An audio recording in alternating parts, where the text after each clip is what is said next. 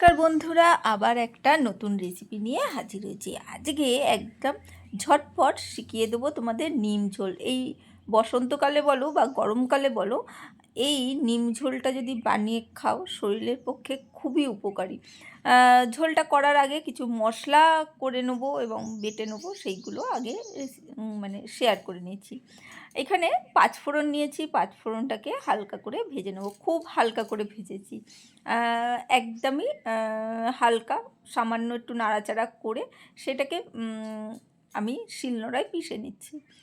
মশলার গুঁড়োটা দেখলে বুঝতে পারবে একদমই কিন্তু মশলাটাকে হালকা করে ভাজা হয়েছে। দেখো পাঁচফোড়নের কালারটা দেখেছো, মানে বুঝতে পারছো একদম কিন্তু হালকা ভাজা হয়েছে, একদম বেশি ভাজা না। আর একটু হাত দিয়ে চেপে গুঁড়ো করলেই সেটা গুঁড়ো হয়ে যাবে।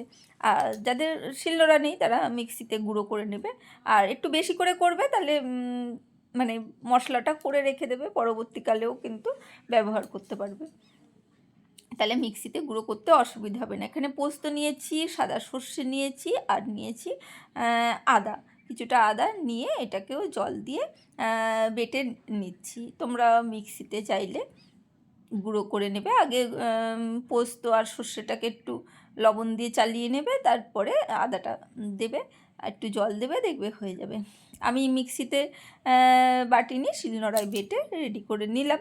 আর এখানে একটা বড় সাইজের আলু নিয়েছি, বেশ বড় সাইজে আলু ছিল তাই আলুটা নিয়েছি। তোমরা যদি পরিমাণ অনুযায়ী বাড়িতে যে কজন সদস্য আছে সেইভাবে আলুটা নেবে। আমার বেশ বড় আলু, দেখে বুঝতেই পারছো। আলুটাকে ছাড়িয়ে মোটা মোটা করে কাটবো, মোটা মোটা করে আলুগুলোকে লম্বা লম্বা করে মোটা মোটা করে কেটে নেব।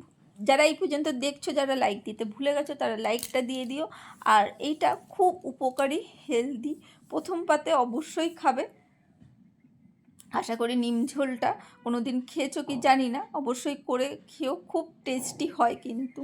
মানে যারা তেতো খেতে ভালোবাসো তারা কিন্তু খুব ভালো খাবে। এখানে একটু সাদা তেল গরম করে, খুব সামান্যই দেখতে পাচ্ছ, তার মধ্যে তেজপাতা আর পাঁচফোড়ন দিয়েছি, দিয়ে এটাকে হালকা করে ভাজা করে নিলাম। তারপরেই আলুগুলোকে আমি দিয়ে দিচ্ছি। আলুগুলোকে দিয়ে সুন্দর করে হালকা করে নাড়াচাড়া করব এবং ইন্ডাকশানের আঁচটা একটু কমিয়ে দিয়ে এদিকে পেঁপেটা কাটতে চলে এলাম।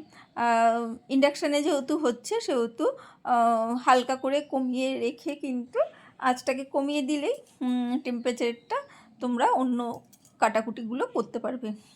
পেঁপেটাকেও খুব সুন্দর করে কেটে নিচ্ছি, ভালো করে ছাড়িয়ে, ভেতরের দানাগুলো ছাড়িয়ে, সবুজ অংশ মানে খোসাগুলো ভালো করে, সবুজ অংশগুলো কিন্তু পেঁপের বাদ দিয়ে নিতে হয়, না হলে কিন্তু তেতো লাগবে। সেই জন্যে বললাম অবশ্যই করো। আর একটা কাঁচকলা নিয়েছি, তোমরা পরিমাণ অনুযায়ী সবজিগুলো নেবে। কাঁচকলা, পেঁপে, আলু এইগুলো কিন্তু দিতেই হবে, তাই এইগুলোকে স্কিপ করলে হবে না। ভালো করে কেটে পরিষ্কার করে খোসা ছাড়িয়ে আমি কিন্তু সবগুলোই একটু বড় বড় সাইজের কিন্তু কাটবো। মোটামুটি যারা নিম পাতা খেতে ভালোবাসো না তারাও অবশ্যই ট্রাই করো একবার, আমার মনে হয় ভালো লাগবে। একবার অবশ্যই ট্রাই করো। যারা একদম নিম পাতা খেতে ভালোবাসো না তাদের জন্যে কিন্তু এই নিম ঝোলটা খুব, মানে আমি যেভাবে বানিয়েছি আমার মনে হয় তোমাদের ভালো লাগবে। আমি নিম পাতা খেতে ভালোবাসি, যে কোনো তেতো জিনিসই খেতে ভালোবাসি, তোমরা মোটামুটি জানোই। সেহেতু আমার তো ভালোই লেগেছিলো, কিন্তু আমার মনে হয় যারা একদম নিম পাতা খেতে ভালোবাসে না তাদেরও কিন্তু ভালো লাগবে। পেঁপে কাঁচকলাগুলোও কিন্তু ধুয়ে পরিষ্কার করে সেগুলোকেও ভেজে নিয়েছি। আর এখানে নিয়েছি একটু কুমড়ো। কুমড়োটা নরম জিনিস, তাই পরে দেবো, তাই কুমড়োটা পরবর্তীকালে কুমড়োটাকেও লম্বা লম্বা করে কেটে নেবো। তোমরা যদি এর মধ্যে গাজরও দিতে পারো আর রাঙালুও দিতে পারো। আমার কাছে গাজর, রাঙালু এগুলো ছিল না, তাই গাজর আর রাঙালু দিইনি, যেগুলো ছিল সবজি সেইগুলোই দিয়েছি। এখানে কুমড়োগুলোও দেখতেই পাচ্ছ মোটা মোটা করে কেটে নিচ্ছি, লম্বা লম্বা করে। সব লম্বা লম্বা যেহেতু সবজি হয়েছে তাই লম্বা লম্বা করে কাটছি। প্রত্যেকটা জিনিসই কিন্তু কেটে কিন্তু আমি জলে ধুয়ে নিচ্ছি, পাশে জল রেখেছি। আর এখানে নিয়েছি সজনে ডাঁটা, বেশ কচি কচি ডাঁটা ছিল, তাই ভালো করে লম্বা লম্বা করে কেটে যেগুলো আঁশ ছাড়ানো যাচ্ছিলো সেগুলো আঁশ ছাড়িয়ে নিচ্ছিলাম, যেগুলো ছাড়ানো যাচ্ছিলো না সেগুলোকে এমনিই কেটে দিয়ে দিয়েছিলাম, কারণ একদম কচি ডাঁটা। কুমড়ো আর ডাঁটাটাও কিন্তু এরপরে সবজির সাথে দিয়ে দিলাম। তাতে কি হবে, মানে ডাঁটা আর কুমড়োটাও কিন্তু হালকা করে ভাজা হয়ে যাবে। ডাঁটাগুলো আগেও দিতে পারো, কোনো অসুবিধে নেই, আমি এখনই দিলাম। এদের সাথে হালকা করে ভাজা হোক, একটু ভাজা হলে ভালো লাগবে, ডাঁটার স্বাদটা ভালো আসবে, তাই এখানে একটু ভাজা হতে দিয়েছি। আর এখানে আমি নিয়ে নিচ্ছি একটা ছোট সাইজের বেগুন। বেগুনটা এত ভালো ছিল না, মানে একদম কচি বেগুন, খুব সুন্দর বেগুনটা ছিল। বেগুনটাও কিন্তু মোটা মোটা করে কেটে নিয়েছি সুন্দর করে। এটাকেও জলের মধ্যে যথারীতি দিয়ে দিচ্ছি, সবগুলোই ধুয়ে পরিষ্কার করে জল রেখে দিয়েছি, সবগুলোই কিন্তু ধুয়ে পরিষ্কার করে তুলে নিয়ে তারপরে সবজিগুলো ভাজা হচ্ছে। এগুলোকেও কিন্তু বেগুনটাকেও দিয়ে দিলাম। এবারে বেগুনটাও কিন্তু এই সবজির সাথে নাড়াচাড়া করে নিচ্ছি ভালো করে। তেজপাতাটা ওই যথারীতি ডিস্টার্ব করে, সে ওপরে উঠে বেরিয়ে আসছে, কিন্তু তেজপাতাটা এক্ষুনি আমি ফেলে দেবো না, ঝোলের স্বাদ আসার পর কিন্তু তেজপাতাটাকে ফেলবো, তাই সে যতই বেরানোর চেষ্টা করুক না কেন তাকে আমি রেখে দিয়েছি। চলো, এরপরে একটু আন্দাজ করে লবণ দিয়ে দিচ্ছি, যতটা লাগবে সবজি অনুযায়ী দেখে একটু লবণটা দেবে। যদি সবজিগুলো কিন্তু একটু কমে যাবে, সেই আন্দাজে একটু লবণটা দেবে। এখানে একটু সামান্য হলুদ গুঁড়ো দিচ্ছি, হলুদ গুঁড়োটা দেবে, ভালো লাগবে। ভালো করে নাড়াচাড়া করে মিশিয়ে নিচ্ছি, লবণ হলুদটাকে মিশিয়ে নিচ্ছি। তার সাথে সাথে কিন্তু কুমড়ো, আলু, পেঁপে, সব কিন্তু বেগুন, ডাঁটা সবাই কিন্তু হালকা হালকা করে ভাজা হচ্ছে। আর ইন্ডাকশানটা কিন্তু টেম্পারেচারটা একটু কমিয়ে রেখেছি, ঠিক আছে? যখনই করবে তখন একটু টেম্পারেচারগুলো একটু কমিয়ে রেখে দিয়ে করবে, দেখবে করতে কোনো অসুবিধেই হয় না। এখানে বাটা মশলাটা দিয়ে দিলাম, মানে আদা, সর্ষে, পোস্ত যেটা বেটেছিলাম সেটাকে দিয়ে ভালো করে নাড়াচাড়া করে মিশিয়ে নিচ্ছি। আর যদি মনে হয় শুকিয়ে গেছে, তখন অবশ্যই তোমরা একটু জল দিয়ে দেবে, সামান্য 2 চামচ জল দিয়ে দেবে ছোটো চামচে, দিয়ে নাড়াচাড়া করবে, দেখবে নাড়াচাড়া করতে অসুবিধে হচ্ছে না। এখানে সামান্য একটু ধনের গুঁড়ো দিচ্ছি, খুব সামান্য, সেই ধনের গুঁড়োটা দিয়েও কিন্তু এটাকে ভালো করে মিশিয়ে নিচ্ছি, সুন্দর করে মিশিয়ে মানে কষিয়ে নিচ্ছি, যাতে মশলার স্বাদটা খুব সুন্দর আসে। আর মোটামুটি দেখে বুঝতেই পারছো বেশ কিন্তু কালারফুল হয়ে গেছে সুন্দর করে। প্রত্যেকটা কালার কিন্তু বেগুনটা রয়েছে মোটা মোটা করে কাটা, এইগুলো রঙগুলো কিন্তু খুলে এসেছে। ভালো করে নাড়াচাড়া করে মিশিয়ে নিচ্ছি। নতুন পুরনো সব বন্ধুদের জানাই অসংখ্য ধন্যবাদ এইভাবে পাশে থাকার জন্যে। আর যারা এতক্ষণ ধরে দেখছো তাদের অসংখ্য ধন্যবাদ। সামান্য ওই যে যেহেতু মশলাটা একটু কষাতে অসুবিধে হচ্ছিল, তাই সামান্য একটু গরম জল দিয়ে দিলাম। এখানে আমি জলটা গরম করে রেখে দিয়েছি, গরম জলটা ফ্লাক্সে রেখে দিয়েছি, সেটাই ব্যবহার করছি, সুবিধা হবে রান্না করতে। আর ফ্লাক্সে রেখে দিলে, শীতকাল তো চলে গেছে, এখন তো ফ্লাক্সের মোটামুটি সবাই গরম জলের ফ্লাক্সগুলো তুলে রাখছো, তুলে না রেখে রান্নার জন্যে ফ্লাক্সের মধ্যে জলগুলো গরম করে রেখে দাও এবং রান্না করার সময় ব্যবহার করো। এগুলো কিন্তু গ্যাস বাঁচাতে সাহায্য করবে, আর রান্নাটাও কিন্তু তাড়াতাড়ি হতে সাহায্য করবে। দেখো আমি এবারে জলটা দিয়ে দিচ্ছি, গরম জলটা দিয়ে দিচ্ছি সুন্দর করে। একটু ঝোল, যেহেতু একটু ঝোলঝোলি হবে সেই অনুপাতে কিন্তু জলটা দিচ্ছি। সবজি থেকে জল বেরাবে অবশ্যই। তোমরা ভাবছো নিম ঝোল, নিম পাতা কোথায় আছে? বাবা আছে, সব দেখাবো, অত টেনশন করো না। এদিকে রান্নাটা হোক, ভালো করে মিশিয়ে নিয়ে সবকে ডুবিয়ে নিলাম। এবারে সামান্য একটু গুড়, 1 চামচ মতন গুড় কিন্তু এর মধ্যে দিয়ে দিলাম। দিয়ে এটা যখন ফুটবে গুড়টা মোটামুটি গলে যাবে, তাই এটাকে চাপা দিয়ে দিচ্ছি। এবারে যে জিনিসটা ভুল হয়ে গেছে, বড়ি বড়ি তো ভাজা হয়নি, তাই বড়ি লাগবে। বড়ি একটা কড়াইতে ভাজতে বসিয়ে দিলাম। বড় বড় করে বড়ি দেওয়া, কেনা বড়ি, এটা হাতে দেওয়া বড়ি না, মানে বাড়িতে দেওয়া বড়ি না, কেনা বড়ি। এটাও হাতেই দিয়েছে, যারা দিয়েছে সেটা না, কিন্তু কেনা বড়ি, বাড়িতে দেওয়া না। বাড়ির বড়িগুলো সব শেষ হয়ে গেছে, এখন কিনে এনেই ব্যবহার করছি, কিছু করার নেই। মা আসলে মা দিয়ে দিত, মা আসেনি এখন।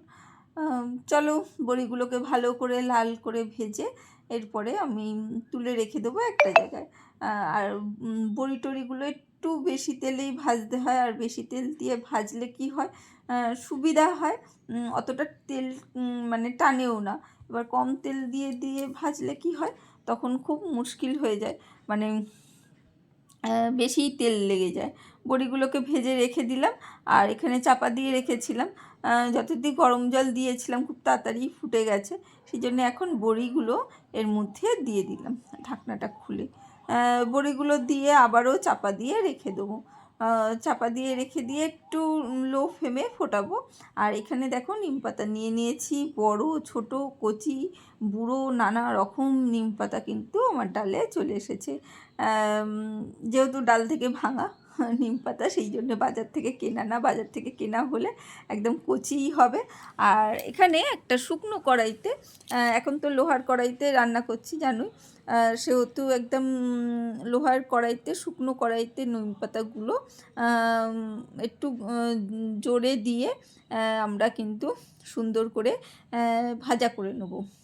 কোনো তেল দেবো না, একদম কিন্তু মানে হাই ফ্লেম দিয়ে নিম পাতাগুলোকে এইভাবে কড়াইতে নাড়াচাড়া করলে একদম দেখবে কালো হয়ে গুঁড়ো গুঁড়ো হয়ে যাবে।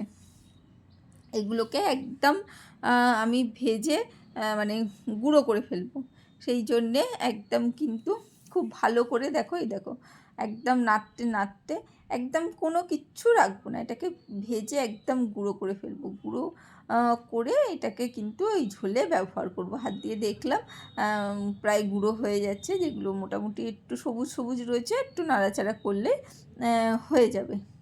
সেই জন্যে খুব ভালো করে ভেজে নিলাম। আর একটা বাটিতে আমি একটু কর্নফ্লাওয়ার, 1 চামচ কর্নফ্লাওয়ার নিয়েছি, আর সামান্য একটু জল একটু ওই গরম করে নিয়েছি।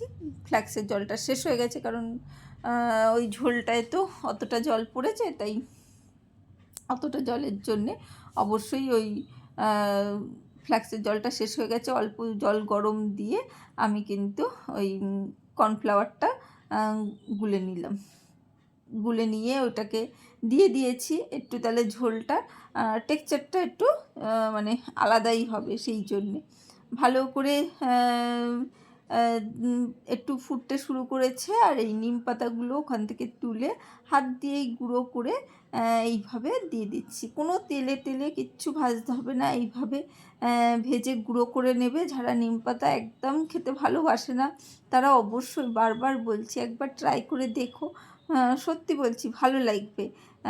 যারা একদম ভালোবাসে না নিম পাতা, তাদের খাইয়ে দেখো, ভালোই বলবে। দেখো ভালো করে মিশিয়ে নিয়েছি। এবারে কর্নফ্লাওয়ারটা যেহেতু দেওয়া হয়েছে, একটু ফুটলেই কিন্তু ঝোলটা ঘন হয়ে যাবে। আমরা বেশি মানে ফোটাবো না, বেশি ঘন করবো না, একটু ঝোল ঝোল ঝোলই থাকবে। একটু লবণ টবণগুলো দেখে নেবো, দেখে নিয়ে যদি লাগে একটু দিয়ে দেবে। তারপরে এখানে ওই যে 5 ফোড়নটা গুঁড়ো করা হয়েছিল সেইটাকে দিয়ে দেবে, দিয়ে ভালো করে মিশিয়ে নিয়ে একটু চাপা দিয়েও রাখতে পারো। আর একটু দেখে নিলাম আলু টালুগুলো সেদ্ধ হয়েছে কি, দেখলাম একটু মানে বাকি আছে, আর একটু সেদ্ধ হবে, তাই এগুলোকে সব মিশিয়ে আমি একটু চাপা দিয়ে আরও কিছুক্ষণ 5 মিনিট ফুটিয়ে নেব।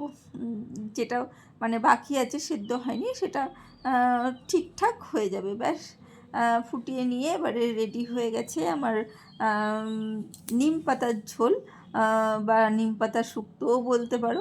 কেমন লাগলো সেটা বলো অবশ্যই। গরম গরম ভাতে একবার ট্রাই করে দেখো, মানে অপূর্ব লাগবে। মানে আমি যে পদ্ধতিতে করেছি একদম হেলদিভাবে খুব কম তেল মশলাতেই কিন্তু করেছি ঝোলটা। আর শরীরের পক্ষে এই গরমে বলো বসন্তকাল বলো, বসন্তকাল তো মোটামুটি চলেই গেল, গরম পড়ে গেছে, গরমকালেই বলো নিম পাতা যতদিন পাওয়া যাচ্ছে অবশ্যই করে দেখুন। নিম পাতা মানে বুড়ো নিম পাতা হলেও কোনো অসুবিধে নেই, এগুলো ভেজে এরকম গুঁড়ো করে নেবে, গুঁড়ো করে ব্যবহার করবে, দেখবে ও মানে খুব বেশি তেতো লাগবে না কিন্তু। চলো আজকের জন্য টাটা, বাই বাই, আবার দেখা হবে অন্য কোনো দিন অন্য কোনো রেসিপিতে। লাইক কমেন্ট শেয়ার করো।